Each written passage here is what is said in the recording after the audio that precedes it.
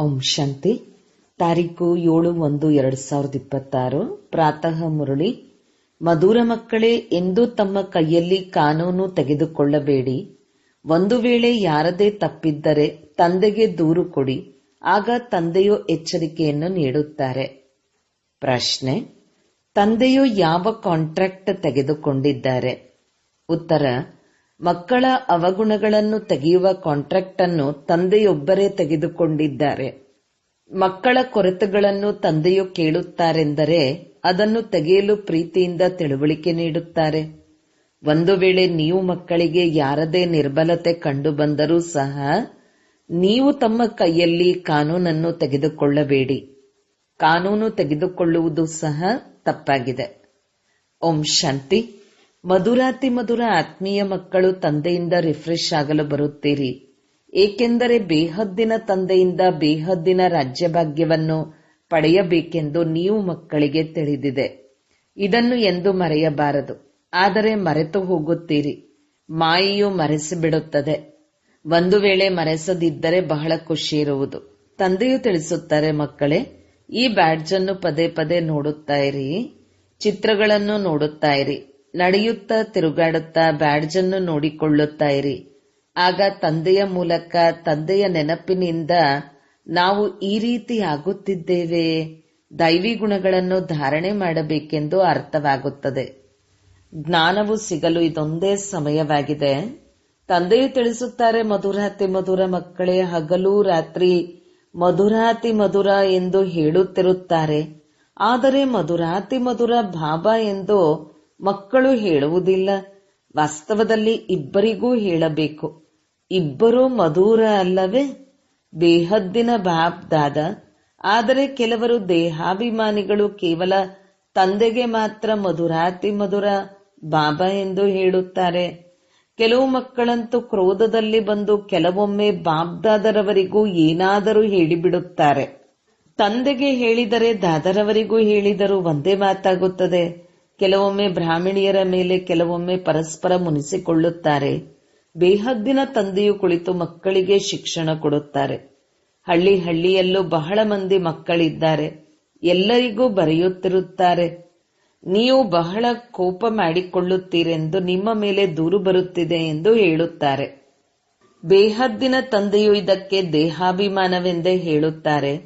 ತಂದೆಯು ಎಲ್ಲರಿಗೂ ಹೇಳುತ್ತಾರೆ, ಮಕ್ಕಳೇ, ದೇಹಿ ಅಭಿಮಾನಿ ಭವ. ಎಲ್ಲ ಮಕ್ಕಳು ಏರುಪೇರಾಗುತ್ತಿರುತ್ತಾರೆ. ಇದರಲ್ಲಿಯೂ ಮಾಯೆಯು ಯಾರನ್ನು ಸಮರ್ಥ ಶಕ್ತಿಶಾಲಿಗಳಾಗಿರುವುದನ್ನು ನೋಡುತ್ತದೆಯೋ ಅವರೊಂದಿಗೆ ಯುದ್ಧ ಮಾಡುತ್ತದೆ. ಮಹಾವೀರ ಹನುಮಂತನನ್ನು ತೋರಿಸಿದ್ದಾರಲ್ಲವೇ? ಹನುಮಂತನನ್ನು ಸಹ ಅಲುಗಾಡಿಸಲು ಪ್ರಯತ್ನ ಪಟ್ಟಿತು. ಈ ಸಮಯದಲ್ಲಿ ಎಲ್ಲರ ಪರೀಕ್ಷೆ ತೆಗೆದುಕೊಳ್ಳುತ್ತದೆ. ಮಾಯೆಯೊಂದಿಗೆ ಎಲ್ಲರ ಸೋಲು ಗೆಲುವು ಆಗುತ್ತಿರುತ್ತದೆ. ಯುದ್ಧದಲ್ಲಿ ಸ್ಮೃತಿ ವಿಸ್ಮೃತಿ ಎಲ್ಲವೂ ಆಗುತ್ತಿರುತ್ತದೆ. ಯಾರೆಷ್ಟು ಸ್ಮೃತಿಯಲ್ಲಿರುವರೋ, ನಿರಂತರ ತಂದೆಯನ್ನು ನೆನಪು ಮಾಡುವ ಪ್ರಯತ್ನ ಪಡುವರೋ ಅವರು ಒಳ್ಳೆಯ ಪದವಿಯನ್ನು ಪಡೆಯುತ್ತಾರೆ. ಮಕ್ಕಳಿಗೆ ಓದಿಸುವುದಕ್ಕಾಗಿಯೇ ತಂದೆಯು ಬಂದಿದ್ದಾರೆ. ಆದ್ದರಿಂದ ಓದಿಸುತ್ತಿರುತ್ತಾರೆ. ಮಕ್ಕಳು ಶ್ರೀಮತದಂತೆ ನಡೆಯುತ್ತಿರಬೇಕು. ಶ್ರೀಮತದಂತೆ ನಡೆಯುವುದರಿಂದಲೇ ಶ್ರೇಷ್ಠರಾಗುವಿರಿ. ಇದರಲ್ಲಿ ಯಾರೊಂದಿಗೂ ಮುನಿಸಿಕೊಳ್ಳುವ ಮಾತಿಲ್ಲ. ಮುನಿಸಿಕೊಳ್ಳುವುದು ಎಂದರೆ ಕ್ರೋಧ ಮಾಡುವುದು. ಯಾರದೇ ತಪ್ಪಾದರೆ ತಂದೆಗೆ ದೂರು ಕೊಡಬೇಕು. ಅದನ್ನು ಬಿಟ್ಟು ಸ್ವಯಂನಲ್ಲಿ ಕಾನೂನು ತೆಗೆದುಕೊಳ್ಳಬಾರದು. ತಾನೇ ತಂದೆಗೆ ದೂರು ಕೊಡಬೇಕು. ಅದನ್ನು ಬಿಟ್ಟು ಸ್ವಯಂ ಕೈಯಲ್ಲಿ ಕಾನೂನನ್ನು ತೆಗೆದುಕೊಳ್ಳಬಾರದು. ತಾನೇ ಏನಾದರೂ ಹೇಳಿಬಿಡುವುದು ಎಂದರೆ ಕೈಯಲ್ಲಿ ಕಾನೂನು ತೆಗೆದುಕೊಂಡಂತಾಯಿತು. ಸರ್ಕಾರವು ಎಂದೂ ಕೈಯಲ್ಲಿ ಕಾನೂನನ್ನು ತೆಗೆದುಕೊಳ್ಳಲು ಬಿಡುವುದಿಲ್ಲ. ಯಾರಾದರೂ ಹೊಡೆದರೆ ಅವರನ್ನು ಹೊಡೆಯುವುದಿಲ್ಲ, ದೂರು ಕೊಡುತ್ತಾರೆ. ಆಗ ಅವರದು ಕೇಸ್ ಆಗುವುದು. ಇಲ್ಲಿಯೂ ಸಹ ನೀವು ಮಕ್ಕಳು ಎಂದು ಪರಸ್ಪರ ಏನೂ ಹೇಳಬಾರದು. ತಂದೆಗೆ ದೂರು ಕೊಡಿ. ಎಲ್ಲರಿಗೆ ಎಚ್ಚರಿಕೆ ನೀಡುವವರು ಒಬ್ಬ ತಂದೆಯಾಗಿದ್ದಾರೆ.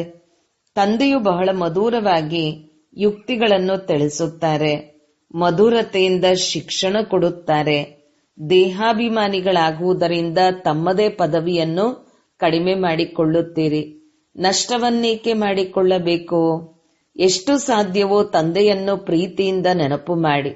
ಯಾವ ತಂದೆಯು ವಿಶ್ವದ ರಾಜ್ಯಭಾಗ್ಯವನ್ನು ಕೊಡುತ್ತಾರೆಯೋ ಅಂಥ ಬೇಹದ್ದಿನ ತಂದೆಯನ್ನು ಬಹಳ ಪ್ರೀತಿಯಿಂದ ನೆನಪು ಮಾಡಿ ಕೇವಲ ದೈವಿ ಗುಣಗಳನ್ನು ಧಾರಣೆ ಮಾಡಿಕೊಳ್ಳಬೇಕು. ಯಾರದೇ ನಿಂದನೆ ಮಾಡಬಾರದು. ದೇವತೆಗಳು ಯಾರದೇ ನಿಂದನೆ ಮಾಡುತ್ತಾರೆಯೇ? ಕೆಲವು ಮಕ್ಕಳಂತೂ ನಿಂದನೆ ಮಾಡದ ಹೊರತು ಇರುವುದೇ ಇಲ್ಲ. ನೀವು ತಂದೆಗೆ ತಿಳಿಸಿ, ಆಗ ತಂದೆಯು ಬಹಳ ಪ್ರೀತಿಯಿಂದ ತಿಳಿಸಿಕೊಡುತ್ತಾರೆ. ಇಲ್ಲದಿದ್ದರೆ ಸಮಯವೂ ವ್ಯರ್ಥವಾಗುತ್ತದೆ. ನಿಂದನೆ ಮಾಡುವುದಕ್ಕಿಂತಲೂ ತಂದೆಯನ್ನು ನೆನಪು ಮಾಡಿರಿ, ಆಗ ಬಹಳ ಬಹಳ ಲಾಭ ಆಗುವುದು. ಯಾರೊಂದಿಗೂ ವಾದ ವಿವಾದ ಮಾಡದಿರುವುದೇ ಬಹಳ ಒಳ್ಳೆಯದಾಗಿದೆ. ನಾವು ಹೊಸ ಪ್ರಪಂಚದ ರಾಜಧಾನಿಯನ್ನು ಸ್ಥಾಪನೆ ಮಾಡುತ್ತಿದ್ದೇವೆಂದು ನೀವು ಮಕ್ಕಳು ಆಂತರಿಕವಾಗಿ ತಿಳಿದುಕೊಳ್ಳುತ್ತೀರಿ. ನಿಮ್ಮಲ್ಲಿ ಎಷ್ಟೊಂದು ನಶೆ ಇರಬೇಕು. ಮುಖ್ಯವಾದದ್ದು ನೆನಪು ಮತ್ತು ದೈವಿ ಗುಣಗಳು.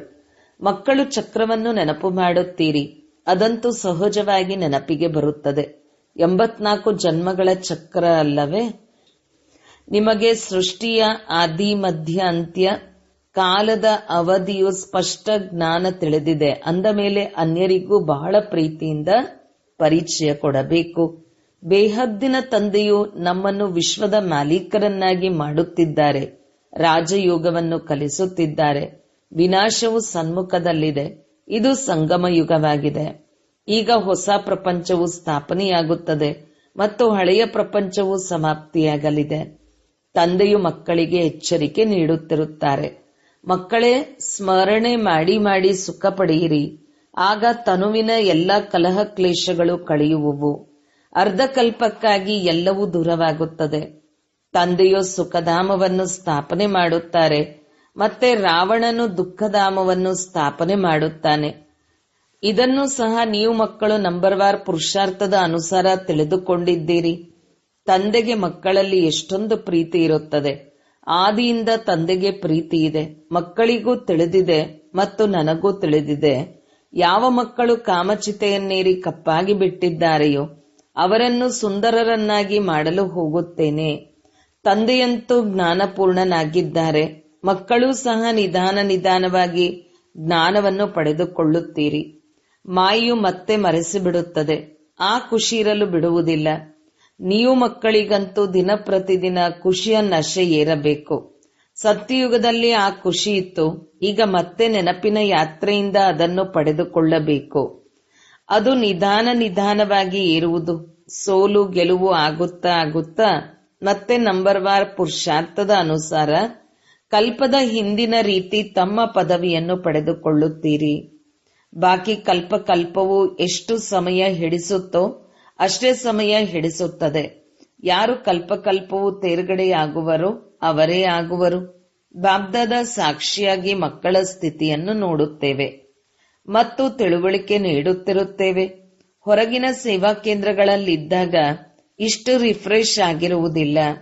ಸೇವಾ ಕೇಂದ್ರದಿಂದ ಹೊರಗಿನ ವಾಯುಮಂಡಲದಲ್ಲಿ ಹೋಗುತ್ತಾರೆ.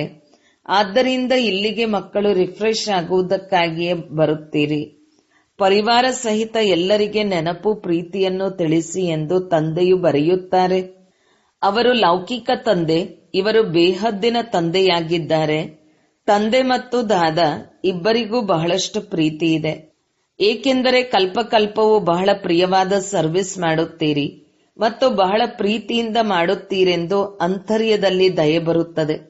ಮಕ್ಕಳು ಓದುವುದಿಲ್ಲ ಅಥವಾ ನಡತೆಯೂ ಸರಿಯಿಲ್ಲ, ಶ್ರೀಮತದಂತೆ ನಡೆಯುವುದಿಲ್ಲವೆಂದರೆ ಇವರು ಕಡಿಮೆ ಪದವಿಯನ್ನು ಪಡೆಯುವರೆಂದು ದಯೆ ಬರುತ್ತದೆ. ಆದರೆ ತಂದೆಯು ಏನು ಮಾಡಲು ಸಾಧ್ಯ? ಹೊರಗಡೆ ಇರುವುದರಲ್ಲಿ ಮತ್ತು ಇಲ್ಲಿ ಇರುವುದರಲ್ಲಿ ಬಹಳ ವ್ಯತ್ಯಾಸವಿದೆ. ಆದರೆ ಎಲ್ಲರೂ ಇಲ್ಲಿಯೇ ಇರಲು ಸಾಧ್ಯವಿಲ್ಲ. ಮಕ್ಕಳು ವೃದ್ಧಿ ಹೊಂದುತ್ತಿರುತ್ತಾರೆ. ಪ್ರಬಂಧಗಳನ್ನು ಮಾಡುತ್ತಿರುತ್ತೀರಿ. ಇದನ್ನು ತಂದೆಯು ತಿಳಿಸುತ್ತಾರೆ. ಈ ಆಬು ಪರ್ವತವು ಎಲ್ಲದಕ್ಕಿಂತ ದೊಡ್ಡ ತೀರ್ಥಸ್ಥಾನವಾಗಿದೆ. ತಂದೆಯು ತಿಳಿಸುತ್ತಾರೆ, ನಾನು ಇಲ್ಲಿಯೇ ಬಂದು ಇಡೀ ಸೃಷ್ಟಿಯನ್ನು ಪಂಚತತ್ವಗಳ ಸಹಿತ ಎಲ್ಲರನ್ನೂ ಪವಿತ್ರ ಮಾಡುತ್ತೇನೆ. ಎಷ್ಟೊಂದು ಸೇವೆ ಇದೆ. ತಂದೆಯೊಬ್ಬರೇ ಬಂದು ಸರ್ವರ ಸದ್ಗತಿ ಮಾಡುತ್ತಾರೆ. ಅನೇಕ ಬಾರಿ ಮಾಡಿದ್ದಾರೆ. ಇದು ತಿಳಿದಿದ್ದರೂ ಸಹ ಮತ್ತೆ ಮರೆತು ಹೋಗುತ್ತಾರೆ. ಆದ್ದರಿಂದ ತಂದೆಯು ಹೇಳುತ್ತಾರೆ, ಮಾಯೆಯು ಬಹಳ ಶಕ್ತಿಶಾಲಿಯಾಗಿದೆ. ಅರ್ಧಕಲ್ಪ ಇದರ ರಾಜ್ಯವು ನಡೆಯುತ್ತದೆ. ಮಾಯೆಯು ಸೋಲಿಸುತ್ತದೆ ಮತ್ತೆ ತಂದೆಯು ಎದ್ದು ನಿಲ್ಲಿಸುತ್ತಾರೆ. ಬಾಬಾ, ನಾವು ಕೆಳಗೆ ಬಿದ್ದೆವು ಎಂದು ಅನೇಕರು ಬರೆಯುತ್ತಾರೆ. ಒಳ್ಳೆಯದು, ಮತ್ತೊಂದು ಬಾರಿ ಬೀಳಬೇಡಿ ಎಂದು ತಂದೆಯು ಹೇಳುತ್ತಾರೆ. ಆದರೂ ಸಹ ಮತ್ತೆ ಬೀಳುತ್ತಾರೆಂದರೆ ಮತ್ತೆ ಏಳುವುದಕ್ಕೆ ಬಿಟ್ಟು ಬಿಡುತ್ತಾರೆ. ಎಷ್ಟೊಂದು ಪೆಟ್ಟು ಬೀಳುತ್ತದೆ, ಎಲ್ಲರಿಗೂ ಬೀಳುತ್ತದೆ. ಎಲ್ಲವೂ ವಿದ್ಯೆಯ ಮೇಲೆ ಆಧಾರಿತವಾಗಿದೆ. ವಿದ್ಯೆಯಲ್ಲಿ ಯೋಗವು ಇದ್ದೇ ಇದೆ. ಇಂತಹವರು ನನಗೆ ಇದನ್ನು ಓದಿಸುತ್ತಿದ್ದಾರೆ ಎಂದು ಓದಿಸುವವರ ನೆನಪು ಬರುತ್ತದೆ. ನೀವೀಗ ತಿಳಿದುಕೊಂಡಿದ್ದೀರಿ, ತಂದೆಯು ನಮಗೆ ಓದಿಸುತ್ತಿದ್ದಾರೆ. ಇಲ್ಲಿ ನೀವು ಬಹಳ ರಿಫ್ರೆಶ್ ಆಗುತ್ತಿದ್ದೀರಿ. ಯಾರು ನಮ್ಮ ನಿಂದನೆ ಮಾಡುವರೋ ಅವರೇ ನಮ್ಮ ಮಿತ್ರರು. ಭಗವಾನ್ ವಾಚ, ನನಗೆ ಎಷ್ಟೊಂದು ನಿಂದನೆ ಮಾಡುತ್ತಾರೆ, ಆದರೆ ಪುನಃ ನಾನು ಮಿತ್ರನಾಗುತ್ತೇನೆ. ನನಗೆ ಎಷ್ಟೇ ನಿಂದನೆ ಮಾಡಿದರೂ ಸಹ ಇವರೆಲ್ಲರೂ ನನ್ನ ಮಕ್ಕಳೇ ಆಗಿದ್ದಾರೆ ಎಂದು ತಿಳಿದುಕೊಳ್ಳುತ್ತೇನೆ. ಇವರ ಜೊತೆ ನನಗೆ ಎಷ್ಟೊಂದು ಪ್ರೀತಿ ಇದೆ. ನಿಂದನೆ ಮಾಡುವುದು ಒಳ್ಳೆಯದಲ್ಲ. ಈ ಸಮಯದಲ್ಲಿ ಬಹಳ ಎಚ್ಚರಿಕೆ ಇರಬೇಕು. ಭಿನ್ನ ಭಿನ್ನ ಸ್ಥಿತಿಯನ್ನು ಹೊಂದಿದ ಮಕ್ಕಳಿದ್ದಾರೆ. ಎಲ್ಲರೂ ಪುರುಷಾರ್ಥ ಮಾಡುತ್ತಿದ್ದಾರೆ. ಯಾವುದೇ ತಪ್ಪಾದರೂ ಸಹ ಪುರುಷಾರ್ಥ ಮಾಡಿ ಮತ್ತೆ ಸರಿಪಡಿಸಿಕೊಳ್ಳಬೇಕು. ಮಾಯೆಯು ಎಲ್ಲರಿಂದ ತಪ್ಪುಗಳನ್ನು ಮಾಡಿಸುತ್ತದೆ. ಇದು ಮಲ್ಲ ಯುದ್ಧ ಅಲ್ಲವೇ? ಕೆಲವೊಮ್ಮೆ ಇಂತಹ ಪೆಟ್ಟು ಬೀಳುತ್ತದೆ, ಒಮ್ಮೆಲೆ ಬೀಳಿಸಿಬಿಡುತ್ತದೆ. ತಂದೆಯು ಎಚ್ಚರಿಕೆ ನೀಡುತ್ತಾರೆ, ಮಕ್ಕಳೇ ಹೀಗೆ ಸೋಲುತ್ತಿದ್ದರೆ ಮಾಡಿಕೊಂಡಿರುವ ಸಂಪಾದನೆ ಎಲ್ಲವೂ ಸಮಾಪ್ತಿಯಾಗುವುದು. 5ನೇ ಅಂತಸ್ತಿನಿಂದ ಕೆಳಗೆ ಬೀಳುತ್ತೀರಿ.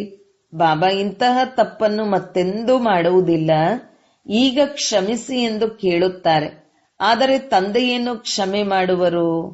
ತಂದೆಯು ಪುರುಷಾರ್ಥ ಮಾಡಿ ಎಂದು ಹೇಳುತ್ತಾರೆ. ತಂದೆಗೆ ತಿಳಿದಿದೆ, ಮಾಯೆಯು ಬಹಳ ಪ್ರಬಲವಾಗಿದೆ, ಅನೇಕರನ್ನು ಸೋಲಿಸುತ್ತದೆ. ಶಿಕ್ಷಕರ ಕರ್ತವ್ಯವಾಗಿದೆ ಶಿಕ್ಷಣ ಕೊಟ್ಟು ತಪ್ಪನ್ನು ಸರಿಪಡಿಸುವುದು. ಯಾರಾದರೂ ತಪ್ಪು ಮಾಡಿದರೆ ಯಾವಾಗಲೂ ಅವರು ಅದನ್ನೇ ಮಾಡುತ್ತಿರುತ್ತಾರೆ ಎಂದಲ್ಲ, ಒಳ್ಳೆಯ ಗುಣಗಳನ್ನೇ ಗಾಯನ ಮಾಡಲಾಗುತ್ತದೆ. ತಪ್ಪುಗಳ ಗಾಯನ ಆಗುವುದಿಲ್ಲ. ಅವಿನಾಶಿ ವೈದ್ಯರಂತೂ ಒಬ್ಬರೇ ತಂದೆಯಾಗಿದ್ದಾರೆ. ಅವರು ಔಷಧಿ ನೀಡುತ್ತಾರೆ. ನೀವು ಮಕ್ಕಳು ತಮ್ಮ ಕೈಯಲ್ಲಿ ಏಕೆ ಕಾನೂನು ತೆಗೆದುಕೊಳ್ಳುತ್ತೀರಿ? ಯಾರಲ್ಲಿ ಕ್ರೋಧದ ಅಂಶ ಇರುವುದೋ ಅವರು ನಿಂದನೆಯನ್ನೇ ಮಾಡುತ್ತಿರುತ್ತಾರೆ. ಸುಧಾರಣೆ ಮಾಡುವುದು ತಂದೆಯ ಕರ್ತವ್ಯವಾಗಿದೆ. ಸುಧಾರಣೆ ಮಾಡುವವರು ನೀವಲ್ಲ. ಯಾರಲ್ಲಾದರೂ ಕ್ರೋಧದ ಭೂತವಿದೆ, ಅವರು ಅನ್ಯರ ನಿಂದನೆ ಮಾಡುತ್ತಾರೆಂದರೆ ಆಗದಂತಾಗಿ ಬಿಡುತ್ತಾರೆ, ಉಪ್ಪು ನೀರಾಗಿ ಬಿಡುತ್ತಾರೆ. ಎಲ್ಲ ಮಕ್ಕಳಿಗೋಸ್ಕರ ಒಬ್ಬ ತಂದೆಯು ಕುಳಿತಿದ್ದಾರೆ. ತನ್ನ ಕೈಯಲ್ಲಿ ಕಾನೂನನ್ನು ತೆಗೆದುಕೊಂಡು ಯಾರದೇ ನಿಂದನೆ ಮಾಡುವುದು ಬಹಳ ದೊಡ್ಡ ತಪ್ಪಾಗಿದೆ. ಎಲ್ಲರಲ್ಲಿ ಯಾವುದಾದರೊಂದು ಬಲಹೀನತೆಯಂತೂ ಇದ್ದೇ ಇರುತ್ತದೆ. ಎಲ್ಲರೂ ಸಂಪೂರ್ಣರಾಗಿಲ್ಲ. ಒಬ್ಬೊಬ್ಬರಲ್ಲಿಯೂ ಒಂದೊಂದು ಅವಗುಣವಿರುತ್ತದೆ. ಅವೆಲ್ಲವನ್ನೂ ತೆಗೆಯುವ ಕಾಂಟ್ರಾಕ್ಟ್ ಒಬ್ಬ ತಂದೆಯೂ ತೆಗೆದುಕೊಂಡಿದ್ದಾರೆ. ಇದು ನಿಮ್ಮ ಕೆಲಸವಲ್ಲ. ಮಕ್ಕಳ ನಿರ್ಬಲತೆಗಳನ್ನು ತಂದೆಯು ಕೇಳಿದಾಗ ಅದನ್ನು ತೆಗೆಯಲು ಪ್ರೀತಿಯಿಂದ ತಿಳುವಳಿಕೆ ನೀಡುತ್ತಾರೆ. ಇಲ್ಲಿಯವರೆಗೂ ಯಾರೂ ಸಂಪೂರ್ಣರಾಗಿಲ್ಲ. ಎಲ್ಲರೂ ಶ್ರೀಮತದಂತೆ ಸಂಪೂರ್ಣರಾಗುತ್ತಿದ್ದಾರೆ. ಅಂತಿಮದಲ್ಲಿಯೇ ಸಂಪೂರ್ಣರಾಗಬೇಕು. ಈ ಸಮಯದಲ್ಲಿ ಎಲ್ಲರೂ ಪುರುಷಾರ್ಥಿಗಳಾಗಿದ್ದಾರೆ. ತಂದೆಯು ಸದಾ ಅಡೋಲರಾಗಿರುತ್ತಾರೆ. ಮಕ್ಕಳಿಗೆ ಪ್ರೀತಿಯಿಂದ ಶಿಕ್ಷಣ ಕೊಡುತ್ತಿರುತ್ತಾರೆ. ಶಿಕ್ಷಣ ಕೊಡುವುದು ತಂದೆಯ ಕರ್ತವ್ಯವಾಗಿದೆ. ಅದರಂತೆ ನಡೆಯುವುದು, ನಡೆಯದೇ ಇರುವುದು ಅವರ ಅದೃಷ್ಟದ ಮೇಲಿದೆ. ಎಷ್ಟು ಕಡಿಮೆ ಪದವಿಯಾಗಿ ಬಿಡುತ್ತದೆ. ಶ್ರೀಮತದಂತೆ ನಡೆಯದೇ ಇರುವ ಕಾರಣ ಏನಾದರೂ ಅಂತಹದ್ದನ್ನು ಮಾಡಿದರೆ ಪದವಿ ಭ್ರಷ್ಟವಾಗುವುದು. ನಾನು ಇಂತಹ ತಪ್ಪನ್ನು ಮಾಡಿದೆನು, ನಾವು ಬಹಳ ಪರಿಶ್ರಮ ಪಡಬೇಕಾಗುವುದು ಎಂದು ಮನಸ್ಸು ತಿನ್ನುತ್ತದೆ. ಯಾರದೇ ಅವಗುಣವಿದ್ದರೆ ಅದನ್ನು ತಂದೆಗೆ ತಿಳಿಸಬೇಕು. ಅಲ್ಲಿ ಇಲ್ಲಿ ತಿಳಿಸುವುದು ದೇಹಾಭಿಮಾನವಾಗಿದೆ. ತಂದೆಯನ್ನು ನೆನಪು ಮಾಡುವುದಿಲ್ಲ. ಅವ್ಯಭಿಚಾರಿ ಆಗಬೇಕಲ್ಲವೇ? ಒಬ್ಬರಿಗೆ ತಿಳಿಸುತ್ತೀರೆಂದರೆ ಅವರು ಕೂಡಲೇ ಸುಧಾರಣೆಯಾಗುವರು. ಸುಧಾರಣೆ ಮಾಡುವವರು ಒಬ್ಬರೇ ತಂದೆಯಾಗಿದ್ದಾರೆ. ಉಳಿದೆಲ್ಲರೂ ಸುಧಾರಣೆಯಾಗದಿರುವವರೇ ಆಗಿದ್ದಾರೆ. ಆದರೆ ಮಾಯೆಯು ತಲೆಯನ್ನೇ ತಿರುಗಿಸಿ ಬಿಡುತ್ತದೆ. ತಂದೆಯು ಮುಖವನ್ನು ಒಂದು ಕಡೆ ತಿರುಗಿಸುತ್ತಾರೆ, ಮತ್ತೆ ಮಾಯೆಯು ಮತ್ತೆ ತನ್ನ ಕಡೆ ತಿರುಗಿಸಿಕೊಳ್ಳುತ್ತದೆ. ಸುಧಾರಣೆ ಮಾಡಿ ಮನುಷ್ಯರಿಂದ ದೇವತೆಗಳನ್ನಾಗಿ ಮಾಡುವುದಕ್ಕಾಗಿಯೇ ತಂದೆಯು ಬಂದಿದ್ದಾರೆ ಅಂದ ಮೇಲೆ ಎಲ್ಲೆಂದರಲ್ಲಿ ಅನ್ಯರ ಹೆಸರನ್ನು ಹಾಳು ಮಾಡುವುದು ನಿಯಮಕ್ಕೆ ವಿರುದ್ಧವಾಗಿದೆ. ನೀವು ತಂದೆಯನ್ನು ನೆನಪು ಮಾಡಿ ಅವರ ಬಳಿಯೇ ತೀರ್ಮಾನ ಇದೆ ಅಲ್ಲವೇ? ಕರ್ಮಗಳ ಫಲವನ್ನು ತಂದೆಯೇ ಕೊಡುತ್ತಾರೆ. ಭಲೆ ಡ್ರಾಮಾದಲ್ಲಿದೆ, ಆದರೆ ಯಾರಾದರೂ ಹೆಸರನ್ನು ತೆಗೆದುಕೊಳ್ಳಲಾಗುತ್ತದೆಯಲ್ಲವೇ? ತಂದೆಯಂತೂ ಮಕ್ಕಳಿಗೆ ಎಲ್ಲಾ ಮಾತುಗಳನ್ನು ತಿಳಿಸುತ್ತಿರುತ್ತಾರೆ. ನೀವು ಎಷ್ಟು ಭಾಗ್ಯಶಾಲಿಗಳಾಗಿದ್ದೀರಿ. ಎಷ್ಟೊಂದು ಮಂದಿ ಅತಿಥಿಗಳು ಬರುತ್ತಾರೆ. ಯಾರ ಬಳಿ ಬಹಳ ಮಂದಿ ಅತಿಥಿಗಳು ಬರುವರೋ ಅವರು ಖುಷಿಯಾಗುತ್ತಾರೆ. ಅಂದಾಗ ಇವರು ಮಕ್ಕಳೂ ಆಗಿದ್ದಾರೆ, ಅತಿಥಿಗಳೂ ಆಗಿದ್ದಾರೆ. ನಾನು ಮಕ್ಕಳನ್ನು ದೇವತೆಗಳ ತರಹ ಸರ್ವಗುಣ ಸಂಪನ್ನರನ್ನಾಗಿ ಮಾಡಬೇಕೆಂಬುದೇ ಶಿಕ್ಷಕರ ಬುದ್ಧಿಯಲ್ಲಿರುತ್ತದೆ. ಡ್ರಾಮಾ ಪ್ಲಾನ್ ಅನುಸಾರ ಈ ಕಾಂಟ್ರಾಕ್ಟ್ ಅನ್ನು ತಂದೆಯೇ ತೆಗೆದುಕೊಂಡಿದ್ದಾರೆ. ಮಕ್ಕಳು ಮುರುಳಿಯನ್ನೆಂದೂ ತಪ್ಪಿಸಬಾರದು. ಮುರುಳಿಯದೇ ಗಾಯನ ಇದೆ ಅಲ್ಲವೇ? ಒಂದು ಮುರುಳಿಯನ್ನು ತಪ್ಪಿಸಿದರೂ ಸಹ ಶಾಲೆಯಲ್ಲಿ ಗೈರು ಹಾಜರಿಯಾದಂತೆ. ಇದು ಬೇಹದ್ದಿನ ತಂದೆಯ ಶಾಲೆಯಾಗಿದೆ. ಇಲ್ಲಂತೂ ಒಂದು ದಿನವೂ ತಪ್ಪಿಸಬಾರದು. ತಂದೆಯೇ ಬಂದು ಓದಿಸುತ್ತಾರೆ.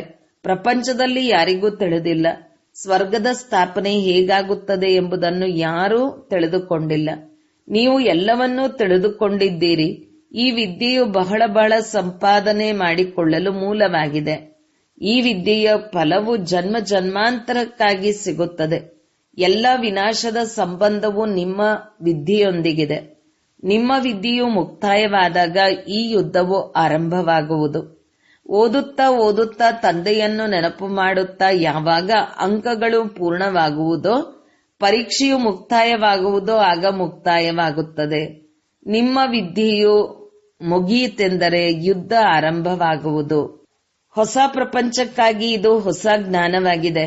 ಆದ್ದರಿಂದ ಮನುಷ್ಯರು ತಬ್ಬಿಬ್ಬಾಗುತ್ತಾರೆ. ಒಳ್ಳೆಯದು. ಮಧುರಾತಿ ಮಧುರ ಅಗಲಿ ಹೋಗಿ ಮರಳಿ ಸಿಕ್ಕಿರುವ ಮಕ್ಕಳ ಪ್ರತಿ ಮಾತಪಿತಾ ಬಾಬ್ದಾದರವರ ನೆನಪು, ಪ್ರೀತಿ ಹಾಗೂ ಸುಪ್ರಭಾತ. ಆತ್ಮೀಯ ಮಕ್ಕಳಿಗೆ ಆತ್ಮೀಯ ತಂದೆಯ ನಮಸ್ತೆ. ಧಾರಣೆಗಾಗಿ ಮುಖ್ಯ ಸಾರ. 1. ಯಾರದೇ ಅವಗುಣವನ್ನು ನೋಡಿ ಅವರ ನಿಂದನೆ ಮಾಡಬಾರದು. ಎಲ್ಲೆಂದರಲ್ಲಿ ಅವರ ಅವಗುಣಗಳನ್ನು ಹೇಳಬಾರದು. ತನ್ನ ಮಧುರತೆಯನ್ನು ಬಿಡಬಾರದು. ಕ್ರೋಧದಲ್ಲಿ ಬಂದು ಯಾರನ್ನೂ ಎದುರಿಸಬಾರದು. 2. ಎಲ್ಲರನ್ನೂ ಸುಧಾರಣೆ ಮಾಡುವವರು ಒಬ್ಬ ತಂದೆಯಾಗಿದ್ದಾರೆ. ಆದ್ದರಿಂದ ಒಬ್ಬ ತಂದೆಗೆ ಎಲ್ಲವನ್ನೂ ತಿಳಿಸಬೇಕು. ಅವ್ಯಭಿಚಾರಿಯಾಗಬೇಕು. ಮುರುಳಿಯನ್ನೆಂದೂ ತಪ್ಪಿಸಬಾರದು. ವರದಾನ: ಸದಾ ಸಂಗಾತಿ ಎಂಬ ಸ್ಮೃತಿ ಮತ್ತು ಸಾಕ್ಷಿ ಸ್ಥಿತಿಯ ಅನುಭವ ಮಾಡುವಂತಹ ಶಿವಶಕ್ತಿ ಸ್ವರೂಪ ಕಂಬೈನ್ಡ್ ಭವ. ಹೇಗೆ ಆತ್ಮ ಮತ್ತು ಶರೀರ ಎರಡು ಒಟ್ಟಿಗೆ ಇದೆ, ಎಲ್ಲಿಯವರೆಗೂ ಈ ಸೃಷ್ಟಿಯಲ್ಲಿ ಪಾತ್ರವಿದೆಯೋ ಅಲ್ಲಿಯವರೆಗೂ ಬೇರ್ಪಡಿಸಲು ಸಾಧ್ಯವಿಲ್ಲ. ಹಾಗೆಯೇ ಶಿವ ಮತ್ತು ಶಕ್ತಿ ಇಬ್ಬರ ಸಂಬಂಧವು ಅಷ್ಟೇ ಆಳವಾಗಿದೆ. ಯಾರು ಸದಾ ಶಿವಶಕ್ತಿ ಸ್ವರೂಪದಲ್ಲಿ ಸ್ಥಿತರಾಗಿದ್ದು ನಡೆಯುತ್ತಾರೆಯೋ ಅವರ ಲಗನಿನಲ್ಲಿಯೂ ಮಾಯೆಯ ವಿಘ್ನ ಹಾಕಲು ಸಾಧ್ಯವಿಲ್ಲ. ಅವರು ಸದಾ ಸಂಗಾತಿ ಹಾಗೂ ಸಾಕ್ಷಿ ಸ್ಥಿತಿಯ ಅನುಭವ ಮಾಡುವರು. ಅವರಿಗೆ ಇಂತಹ ಅನುಭವವಾಗುವುದು ಸಾಕಾರದಲ್ಲಿ ಇವರೊಂದಿಗೆ ಯಾರೋ ಜೊತೆ ಇದ್ದಾರೆ ಎಂಬಂತೆ ಅನುಭವವಾಗುವುದು. ಸ್ಲೋಗನ್: ನಿರ್ವಿಘ್ನ ಮತ್ತು ಏಕರಸ ಸ್ಥಿತಿಯ ಅನುಭವ ಮಾಡುವುದಕ್ಕಾಗಿ ಏಕಾಗ್ರತೆಯ ಅಭ್ಯಾಸವನ್ನು ಮಾಡಿರಿ. ಅವ್ಯಕ್ತ ಸೂಚನೆ: ಈ ಅವ್ಯಕ್ತ ಮಾಸದಲ್ಲಿ ಬಂಧನ ಮುಕ್ತರಾಗಿ ಜೀವನ್ಮುಕ್ತ ಸ್ಥಿತಿಯ ಅನುಭವ ಮಾಡಿ. ಈ ಸಮಯದಲ್ಲಿ ನಾನು ಶಿಕ್ಷಕ, ನಾನು ವಿದ್ಯಾರ್ಥಿ, ನಾನು ಸೇವಾದಾರಿ ಎಂದು ತಿಳಿದುಕೊಳ್ಳುವ ಬದಲು ಅಮೃತ ವೇಳೆಯಿಂದ ಈ ಅಭ್ಯಾಸವನ್ನು ಪಕ್ಕಾ ಮಾಡಿಕೊಳ್ಳಿರಿ. ನಾನು ಶ್ರೇಷ್ಠ ಆತ್ಮ, ಮೇಲಿನಿಂದ ಬಂದಿರುವೆ. ಈ ಹಳೆಯ ಪ್ರಪಂಚಕ್ಕೆ ಹಳೆಯ ದೇಹದಲ್ಲಿ ಸೇವೆಗಾಗಿ ಎಂದು. ನಾನು ಆತ್ಮ ಎಂಬ ಪಾಠವನ್ನು ಈಗ ಇನ್ನೂ ಹೆಚ್ಚು ಪಕ್ಕಾ ಮಾಡಿಕೊಳ್ಳಿರಿ. ನಾನು ಸೇವಾದಾರಿ ಎಂಬ ಪಾಠವೂ ಪಕ್ಕಾ ಆಗಿದೆ. ಆದರೆ ನಾನು ಆತ್ಮ ಸೇವಾದಾರಿ ಎಂಬ ಪಾಠವನ್ನು ಪಕ್ಕಾ ಮಾಡಿಕೊಂಡರೆ ಸ್ವಾಭಾವಿಕವಾಗಿಯೇ ಜೀವನ್ಮುಕ್ತರಾಗಿ ಬಿಡುವಿರಿ. ಓಂ ಶಾಂತಿ.